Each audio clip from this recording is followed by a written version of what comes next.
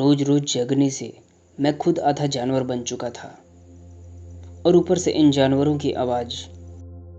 ये कहानी 1984 की है, जब मैं मेरे पापा के साथ मध्य प्रदेश आया था।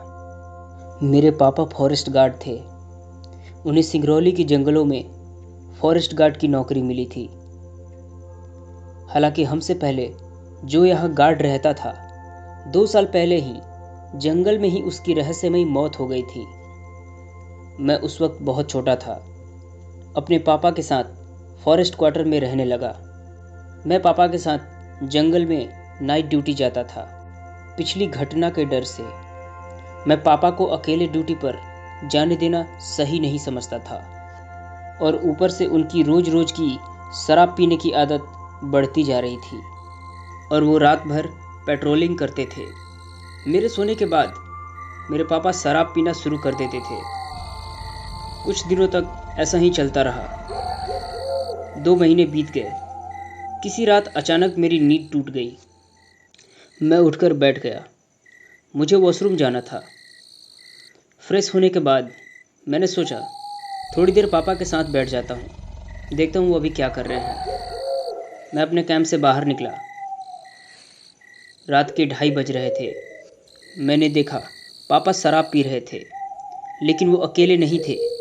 उनके पास एक आदमी बैठा था और वो दोनों शराब पी रहे थे। मैं फौरन उनके पास गया। मेरे कुछ कहने से पहले मेरे पापा ने सफाई देते हुए कहा, ये दीनानाथ अंकल हैं बेटे, इन्हें नमस्ते करो। ये यहीं जंगल के पास वाले घर में रहते हैं। ये पिछले 2 महीने से यहाँ आते हैं और मेरा भी मन लगा रहता है। मुझे तो बहुत गुस्सा आ रहा था। एक तो वो शराब पी रहे थे और वो भी ड्यूटी के समय। मैं उस आदमी के सामने उनका अपमान नहीं करना चाहता था। मैं चुपचाप अपने कैंप में गया और सो गया। अब पानी सिर के ऊपर जा चुका था। वो हर रात उस आदमी के साथ बैठकर शराब पीने लगे। जब मैं मना करता था तो वो आदमी मुझे गुस्से से देखता था और मैं डर के मारे कुछ नहीं बोलता था। मुझे लगने लगा ये आदमी रोज आकर अब मेरे पापा को बिगाड़ रहा है। अगले दिन मैं सीधा फॉरेस्ट ऑफिसर के पास गया।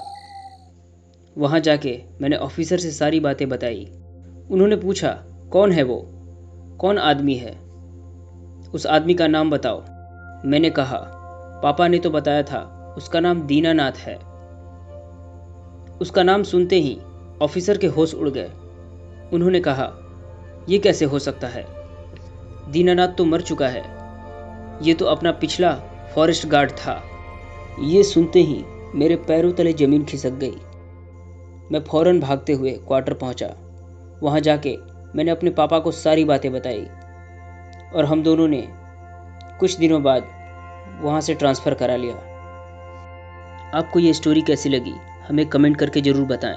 अगर आपके पास भी कुछ इस तरह के हॉरर स्टोरीज हैं तो आप हमसे शेयर कर सकते हैं। अगर आप हमारे चैनल पर नए हैं तो अभी सब्सक्राइब करें ताकि आप तक हमारा नोटिफिकेशन पहुंचे।